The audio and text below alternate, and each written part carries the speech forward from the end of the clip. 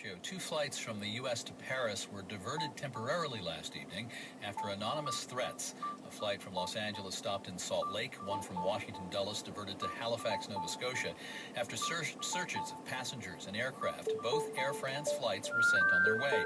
Business reporter Theo Leggett from our partner broadcaster, the BBC, has been looking into efforts to tighten airline security in recent days. The emphasis now within the airline industry seems to be on risk-based assessments of passengers. So in the future there may be more acknowledgement that, say, an 86-year-old grandmother is not such a big security risk as a young man travelling to a potentially suspect destination, paying for his ticket in cash and travelling one way. But in the wake of the Sharm el-Sheikh bombing in particular, there's also going to be a lot more emphasis now, I think, on people who work in airports, the airside workers.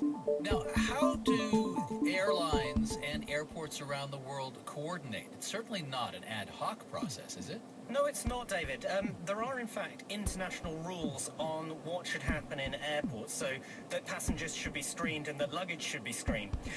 The problem is that implementing those minimum standards is down to the countries concerned. But problems are not just confined to these regional airports in the developing world. So whereas an airport like London Heathrow might have the most up-to-date scanners and highly paid, very expert staff, a regional airport somewhere in the developing world might not have quite such high standards. And of course, if your security staff are poorly paid and open to bribery, for example, that's not going to work.